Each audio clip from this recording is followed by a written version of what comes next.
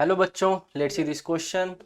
As the atomic number of halogen increases the halogens, ठीक है ना, हेलोजन्स की एटॉमिक नंबर जैसे इंक्रीज हो रही है, fluorine, chlorine, bromine and iodine, तो the halogens lose the outermost electrons less readily, ठीक है ना, lose the outermost electrons less readily, ठीक है, become lighter in colour, become less denser, gain electrons less readily. Okay, अब अगर हम IP की बात करें या आयोनाइजेशन एनर्जी की, फ्लोरीन, ठीक है, तो fluorine, chlorine, bromine and iodine, तो ये तो डिक्रीज हो रहा है, बट यहाँ क्या कह रहा है, हेलोजन इंक्रीजेस हमें बताना है, ठीक है।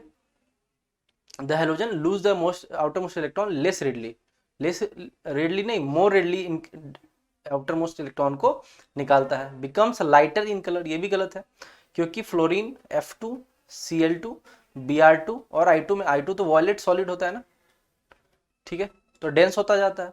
बिकम लेस डेंसर, ये भी गलत हो गया, क्योंकि जैसे जैसे मास बढ़ेगा तो डेंसिटी भी बढ़ेगा। गेन्स इलेक्ट्रॉन लेस रेडली, अगर हम इनके क्या बोलते हैं, इलेक्ट्रॉन गेन एंथैल्पी की बात करें, तो F से F माइनस का बनना, Cl से Cl माइनस का बनना, Br से Br माइनस का बनना एंड I से I माइनस का बनना, ठीक है ना।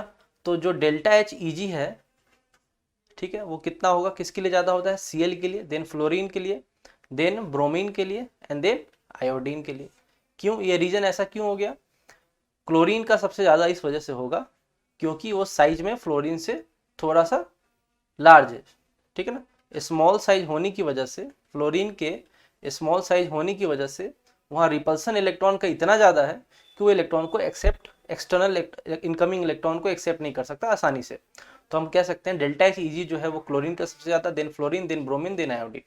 तो as the atomic number of halogen increases the halogens gain electrons less readily. Okay, तो हमारा आंसर क्या होगा, डी ऑप्शन।